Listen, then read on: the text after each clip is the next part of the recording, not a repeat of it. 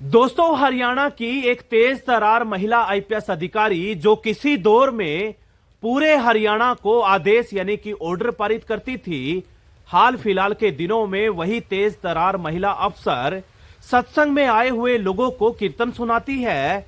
दोस्तों, वही तेज तर्रार महिला अफसर जो बड़े बड़े अपराधियों को पकड़कर सलाखों की काल कोठड़ी में डाला करती थी, हाल फिलहाल के दिनों में वही तेज तर्रार महिला आईपीएस अधिकारी लोगों को परमपिता परमेश्वर से मिलाने का रास्ता बतलाती है।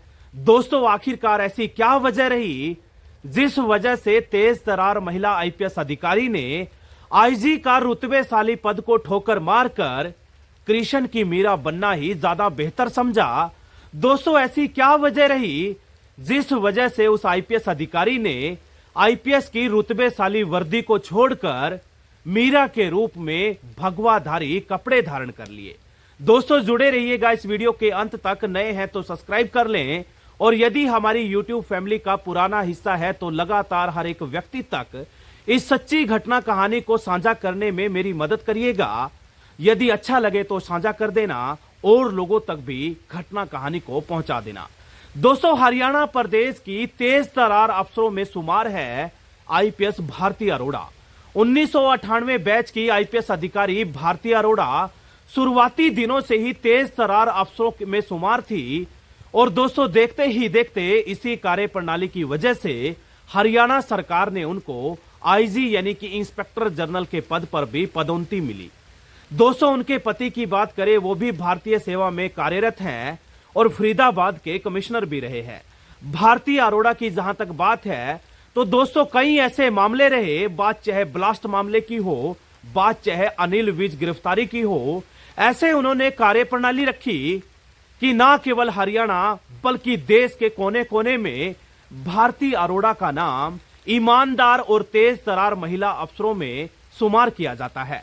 दोस्तों, वही आईपीएस अधिकारी भारती अरोड़ा एक दफा फिर चर्चा में थी जब उन्होंने प्रदेश के कद्दावर नेताओं में शुमार कई दफा बड़े बड़े पदों पर आसीन रहे और वर्तमान में नैब सरकार में कैबिनेट मंत्री अनिल विज को गिरफ्तार करने का फरमान सुना दिया।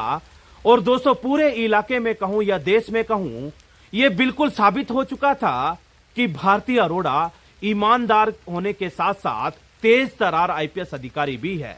दोस्तों, वही भारती अरोड़ा ने पूरे महकमे को एक दफा फिर चुका दिया जब 2021 में अंबाला रेंज की आईजी यानी कि इंस्पेक्टर जनरल के पद पर रहते हुए वो अपने दफ्तर में मीरा के रूप में भगवाधारी कपड़े पहनकर पहुंच गई।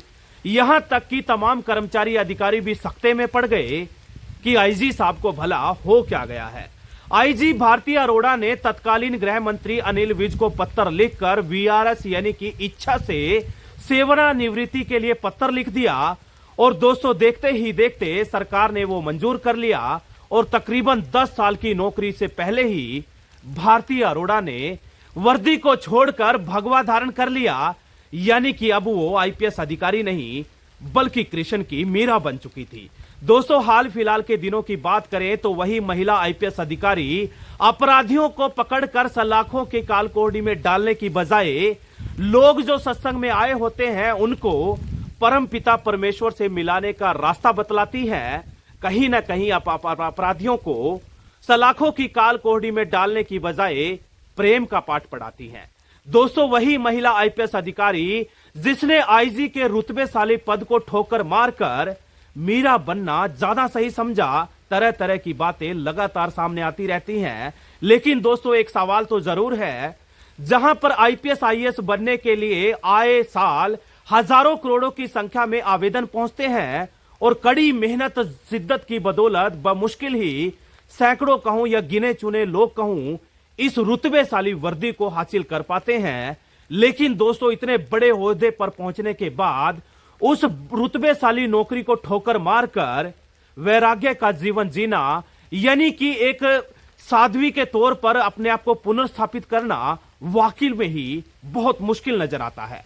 दोस्तों, पूरी किस्सा कहानी को सुनने के बाद आपको क्या लगा, कमेंट बॉक्स में अपनी राय जरूर दे देना। मुझे देना इजाजत, फिर हाजिर होऊंगा इसी तरीके की रोमांच से भरी हुई एक और किस्सा कहानी के साथ। तब तक अपना ध्यान रखिएगा, बहुत सारा अपना ख्याल रखिएगा।